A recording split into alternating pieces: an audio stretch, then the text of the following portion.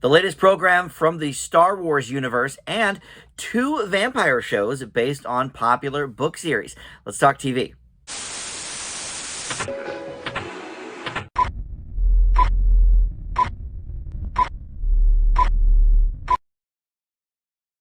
Hey guys, Dan here. This is Dan Reviews It. Welcome to TV News and Reviews for the week. We've got Andor to talk about, the latest of the Star Wars franchise on Disney Plus. Not one, but two vampire series. Makes sense. It is, that time of year, spooky stuff. We've got to Interview with the Vampire, which of course has been made into a movie previously, and probably even previously before the 90s as well. And then Vampire Academy, which also was a movie about 8 years ago, from obviously a more recent book than the Interview with the Vampire series, but nonetheless, still sort of both in that same vein. Vampire books turned into TV shows that already have been movies, so we'll talk about both of those. We've got Reboot, which is a comedy on Hulu featuring Keegan-Michael Key, among many, many others. Reasonable Doubt, which is a new sort of steamy lawyer show. And then Human Playground, which is a docuseries on Netflix where Idris Elba is our narrator, talking about the world around us and how they play. All right, so before we get to that, of course, it is the TV news portion of the show. So let's talk about some renewals and cancellations, shall we? So Fox has already renewed two animated series for a season 2 before season 1 even has aired. Crepopolis, which is the Dan Harmon show. He brought us Community, among other things.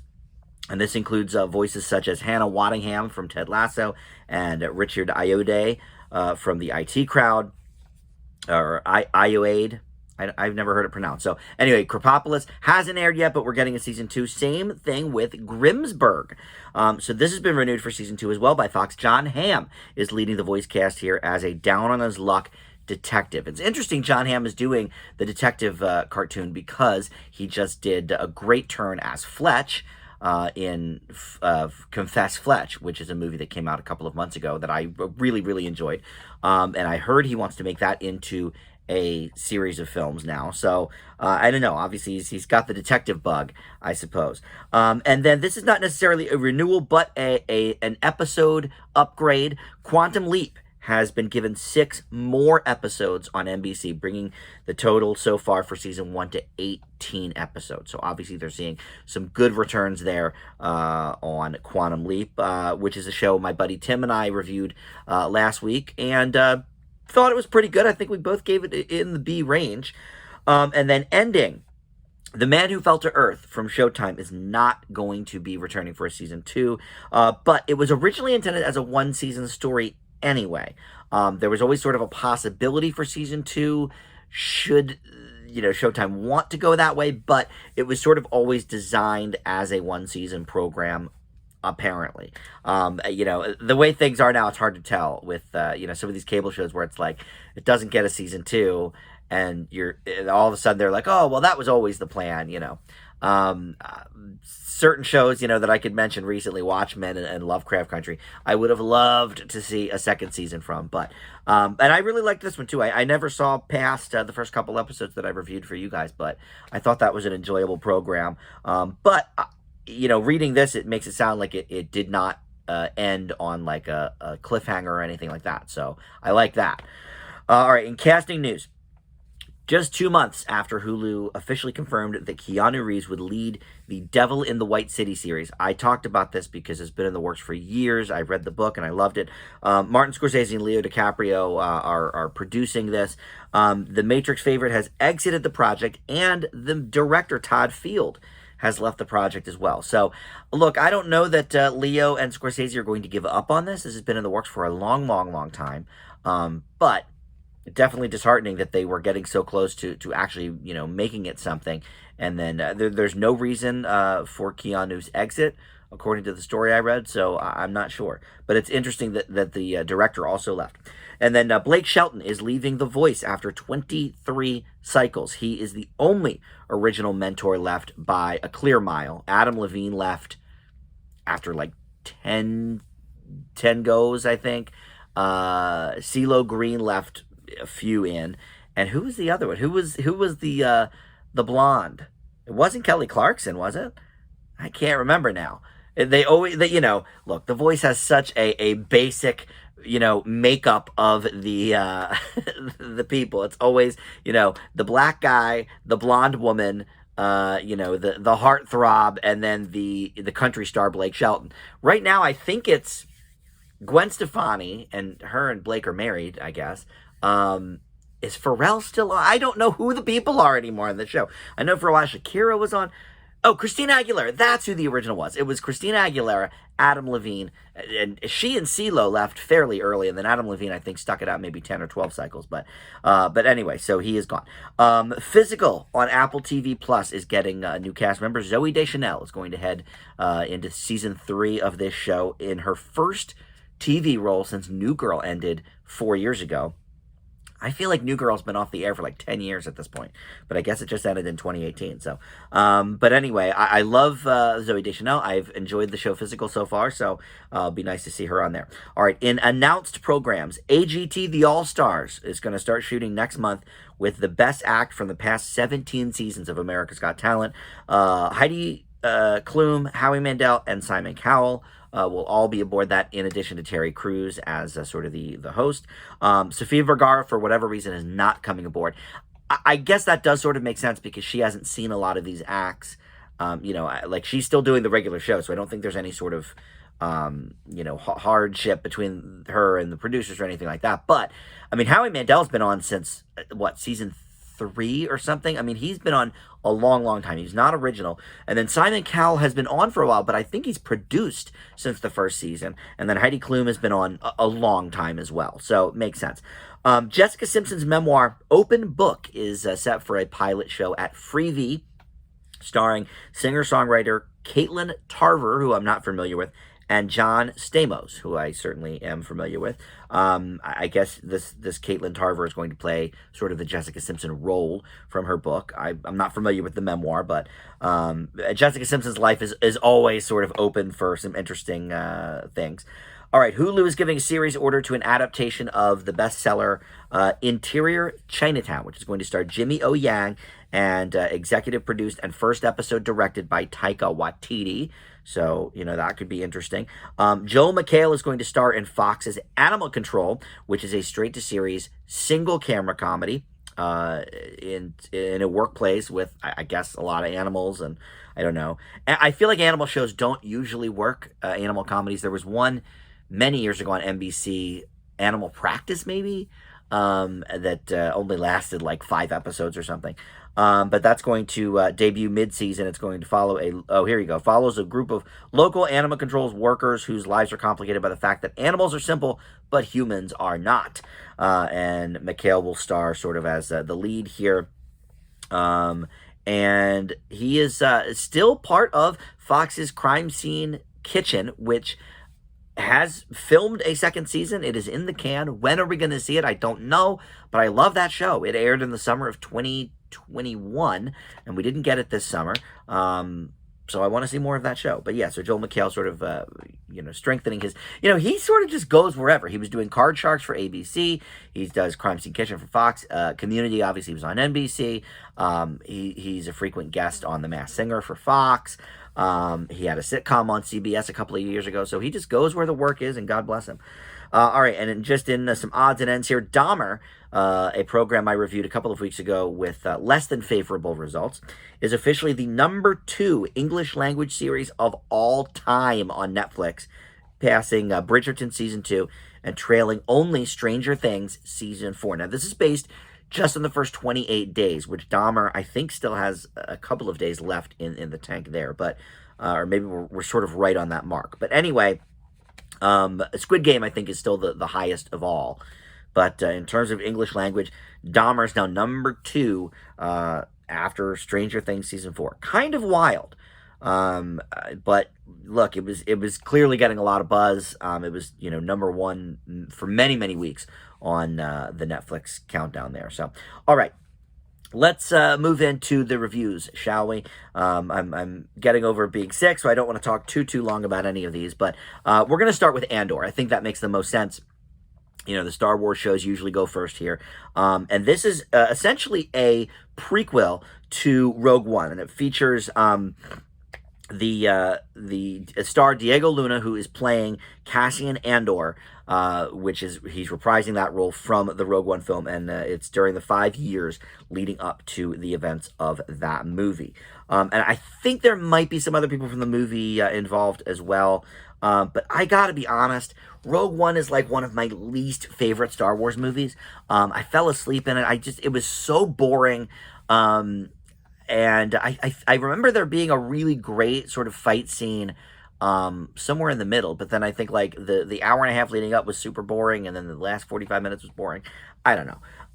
It was a long time ago. And look, I'm not a huge Star Wars fan. If you watch my channel, you know this. But I've graded, I think, all of the Star Wars programs on Disney Plus pretty positively. Mandalorian, I think I gave maybe an A- or a B+ to. Boba Fett, lower than that, but still positive. I don't think I've given any of them negative grades. And I have to say, I gave the movie Rogue One, I would have to go back and look, but it was probably like a C or a C+. It was not good. It was average at best for me. But here's what I love about this show, besides like almost everything. The best thing about it, I think, is that for the first time in a while, we don't have to, as the audience, know the whole effing history of all the Jedis in the world and all the whatevers.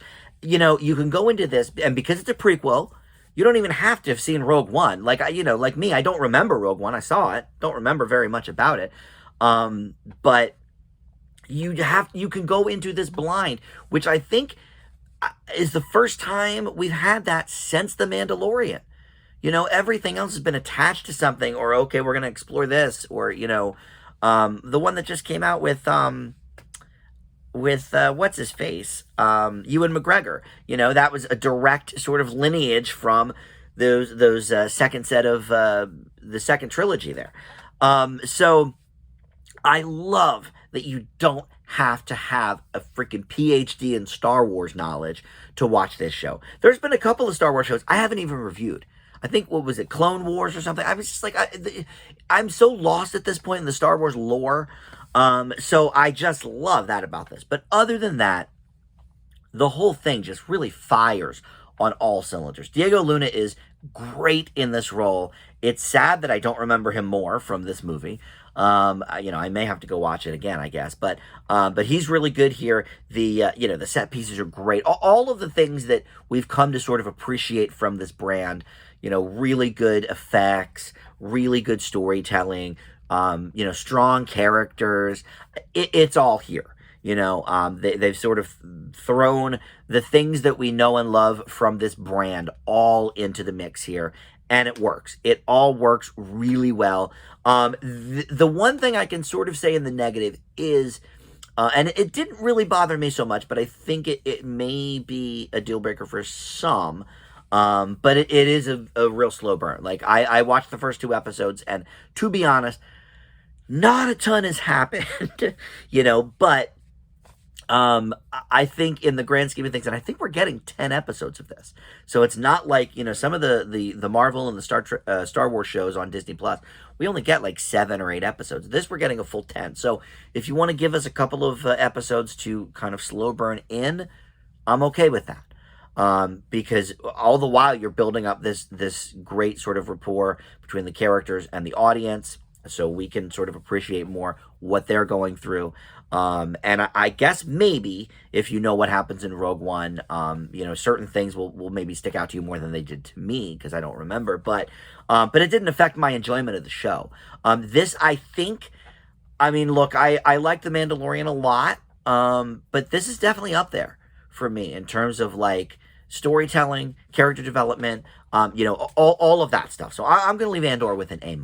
Next, we're going to talk about our 2 vampire shows. I think we'll start with the one that is probably more popular. That's Interview with the Vampire. This is on AMC, and it is based on, of course, the Anne Rice novel, Interview with the Vampire. I don't know if it delves into the other Lestat novels, but we've got our great friend here, Lestat de Lioncourt, played this time by Sam Reed. And then we have Eric Bogosian as the reporter that he is speaking to in the present day. And this already, by the way, has been renewed for a season 2. like a couple of weeks before season 1 premiered, AMC said, you know what, we like what we're seeing. We're gonna give it a season 2 anyway. So love that. But I have no real history with this novel, with the movie that came out in '94. I know the basic story, I guess. But yeah, I've never really delved into this world. So this was sort of my first experience with it. And I have to say, I really, really liked it. I think the framing device with the vampire being interviewed by this journalist in sort of the present day, looking back at 100 years ago. And, I think it's a nice little framing device that you don't just have, okay, I'm a vampire in 1910, and I'm partying down and whatever, living my life, being gay, all this stuff that is in the book. And I understand the movie sort of shied away a little bit from the gay stuff, but in 2022, every show has gay characters. So, they're really diving sort of into that portion of the novel. But anyway, that's about the extent of what I know about the novel. But in any event, so but I like that they use that sort of framing device as a way to have Lestat sort of look back and say, okay, here is what I could have done differently. Here are things that I'm happy to say that I did, or whatever he's feeling. I think that's really cool. And I'm guessing that that's a thread that goes throughout all of the different iterations of this, because it's called Interview with the Vampire. So I have to assume that's sort of the point of every iteration. But I really like that as a framing device.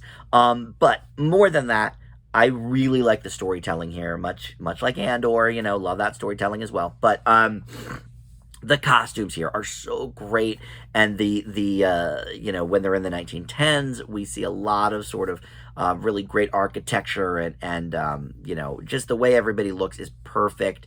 But into the present, we're really mostly just sort of in this hotel room, so we don't see a ton yet in the present. I don't know if we'll get to some of that, especially if we're going 2 seasons. Obviously the movie was only like 2 some hours, so there's only so much they could do. But here in the longer view, they can really explore, I think, some of these themes and ideas that the book probably gets to in greater detail than the movie ever could.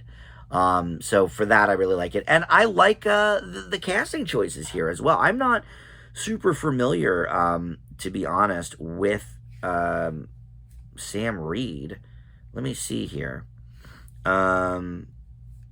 All right, well, he's been in a couple things that I know. But yeah, you've got Jacob Anderson here, by the way, too, as Louis de Pointe du Lac, who is, Lestat's lover. Love that. And yeah, I really, really like how they're sort of going about the storytelling here. It's really bringing me in. And unlike Andor, I think there's a lot going on here sort of right from the start. This is not much of a slow burn. We're they put us right into it. So love that. All right. Well, yeah, like I said, I'm sort of getting over being sick, so I don't want to spend too long on these shows. I really enjoyed this. I leave Interview with the Vampire with an A-. So next, let's talk about Vampire Academy. This is obviously a more recent novelization, but this is a whole YA series called the same, Vampire Academy. And this was a movie in 2014, and it was horrible. I might have even failed it. I mean, it was so bad. So I figured, well, the show has to be better than the movie was, right? And I will say that, yes, it is. It's not an F or even a D. It is definitely better than the movie. But yeah, basically, from my understanding of it, some of the stuff from the books is the same. We see some of the same characters, but they've also sort of created new characters as well for this iteration. And we have people that I really don't know for the most part. CC Stringer plays Rose Hathaway, who is a love interest for Dimitri, who is Kieran Moore, and Lyssa's best friend, who is Daniela Nieves. I don't know these people. I gotta be honest. But yeah, everybody's okay here. I would say the acting is not going to be on par here with the other 2 shows we've talked about already. So it is sort of take it for what it is. This is a lot more, I would say, soapier, which makes sense. It's a YA adaptation. But in that vein, I don't think this show does enough to differentiate itself from a dozen other YA stories, especially when we get less about the vampires and more into like the socio-economical stuff and the political stuff with this world. I think that is where the show drags a bit, and not because I'm not necessarily interested in that stuff. I can dig a political drama, but I feel like putting it sort of with the vampire backdrop is, I don't know. It didn't gel for me in those moments as much as it did with the other stuff going on. Like, we're kind of getting to know the characters, and I'm fine with that. And again, the acting's not great. It's fine. But then they'll delve into something like that where it's like, okay, let's make a clear, morality tale here. And it's like, I don't know if I'm really feeling that, because when I think of YA, like dystopian novels, we already have that in spades with like the Hunger Games and Divergent and the Maze Runner. It's like three of the most popular YA series really delve very, very heavily and do it well. Well, Maze Runner not so much, but into that political viewpoint that I'm not sure that we need to adhere to. I'm not sure, maybe a little bit, as sort of background information. But for me, every time they delved into that, I was like, all right, I don't really care about this. Let's get back to sort of the soapy nature, I feel like, of the show that they want us to see. So yeah, it is definitely better than the movie. The movie, like I said, it had to be an F or a D. It was so bad. This does not quite sink to those lows, but it's very average. And the subpar acting, doesn't really lift it any higher. So I will leave Vampire Academy with a C. All right, up next, we'll talk about Reboot. This is our one comedy for the week. There's so few comedies anymore on television, or in the movies, really. But this was created by Stephen Levitan, who goes back to the days of Just Shoot Me, and then he created Modern Family as well, or co-created it. And this stars some really, really funny people. You've got Keegan-Michael Key, Johnny Knoxville, Judy Greer, Rachel Bloom, Paul Reiser. So this is a lot of fun. And basically it is about the cast of a show in the early 2000s called Step Right Up that has a very TGIF kind of vibe, step by step kind of thing, or maybe some of the early WB sitcoms, for example. And they are getting back together to do a reboot, but Rachel Bloom, who plays an up-and-coming writer named Hannah, she has this idea to make it like really gritty, but they sort of and it's really funny because it's very meta. They're pitching it to Hulu, so you're in like the quote unquote Hulu offices and everything. So it's kind of funny in that respect that they're really kind of pushing it to that line. But then we see, well, her vision might not be going through because the show's original creator, played by Paul Reiser, is coming back on board and wants to do a more jokey version. But what we've got here is a lot of interesting archetypes for, actors back then and now, and, sort of what they want out of something. Like Keegan-Michael Key quit the show and ended it because his character wanted to be a more serious actor. Obviously, that didn't go anywhere, as so often happens. And then they've got, they had a kid on the show who's now like in his 20s, and his mom still comes to set with him. And so this is one of the funniest shows I've seen all year, for sure. Hands down. Like I said, there's not a ton of comedies out anymore, really. But every year now, it seems like there's one that really, really pops, among all the other ones. Ted Lasso, a couple of years ago. Last year, Only Murders in the Building. Very early this year, you had Abbott Elementary, which I think I gave Abbott and Ted Lasso a B+ originally when I just reviewed those first two episodes. But, as we know, once you watch a full season, you can get a different vibe and stuff. And they're both, A shows for me now. And Only Murders in the Building, I'll be honest, that started as an A and stayed there. But I'm trying to think of like the comedy shows we've had this year, other than Abbott Elementary. And as far as like brand new shows, there aren't too many that I'm like super high on that I can't think of. Or that I can think of, I should say. So, yeah, this for me is definitely up there. And Stephen Levitan, I love all of his shows. Just Shoot Me was so funny back in the day. Great David Spade sitcom. And The Modern Family, I think, really sort of went a lot of directions that that sitcoms were not doing at the time. You had the gay couple, but they weren't necessarily a stereotyped gay couple. A little bit, but they sort of leaned into that when they needed to. But the three different generations, and it was way overstayed its welcome. The last couple seasons are rough, but I really like Stephen Levitan's mind. I like how he sort of writes characters and stuff like that. Reboot for me is an A. It's easily one of the best comedies of the year, so one to check out for sure on Hulu.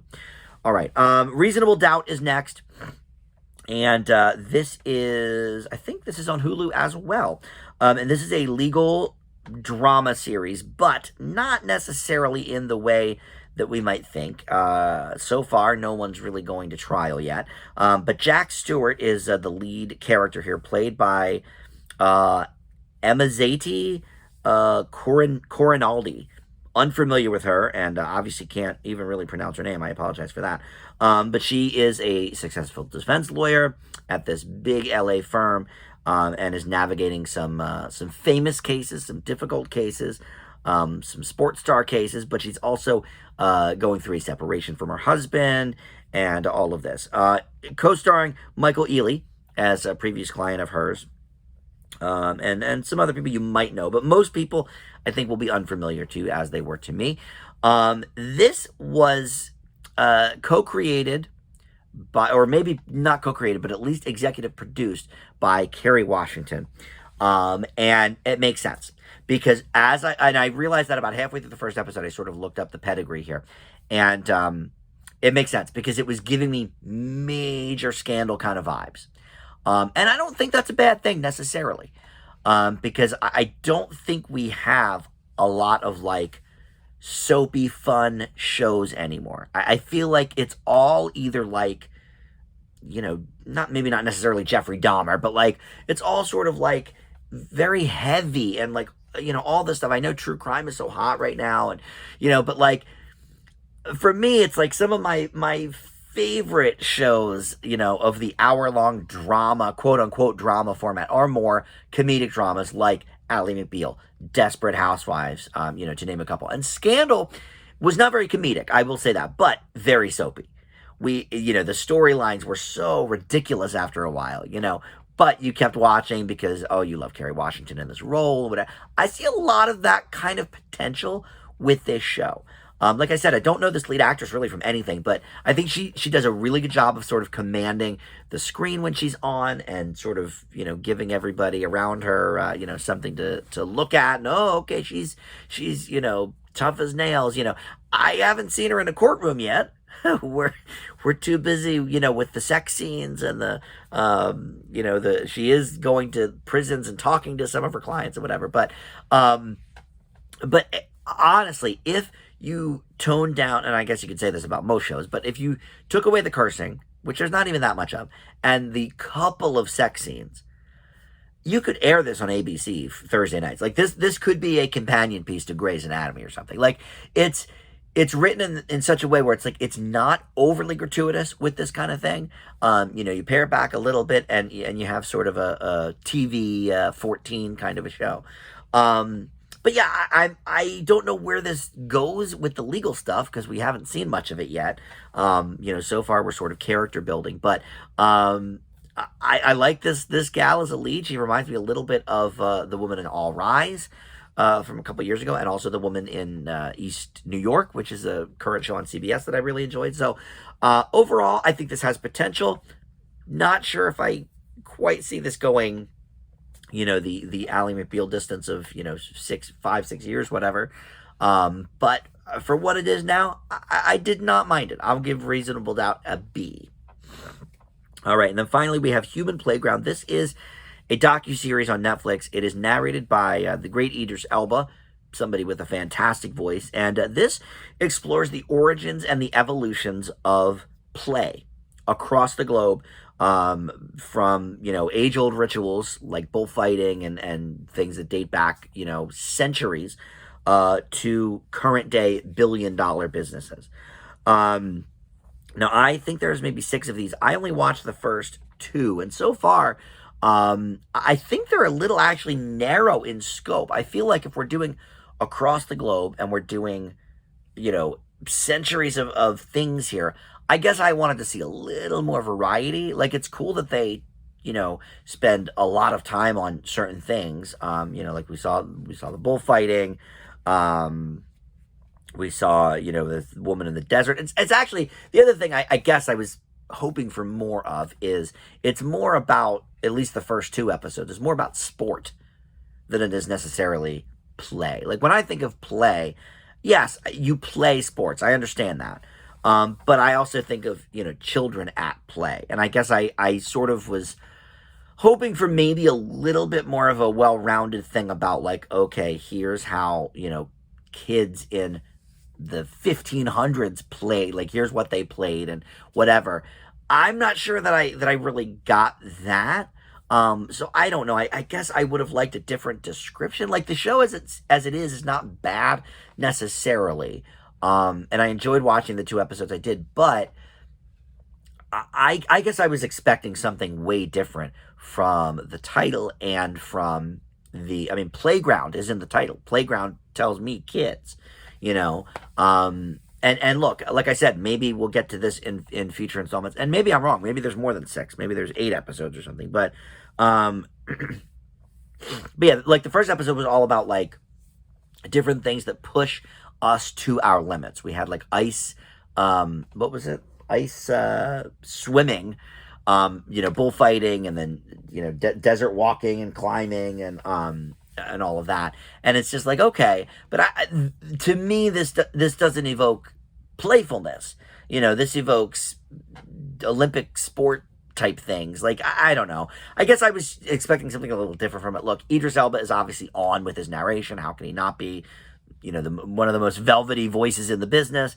But yeah, I just really was hoping they would do something a lot different from the title and the description. So a little bit of false advertising there, with that. So I'm going to grade it based on, I guess, a combination of how I actually felt about the episodes and what I was sort of hoping the episodes would be, because I was very disappointed in that regard. I'm going to leave Human Playground with a B-.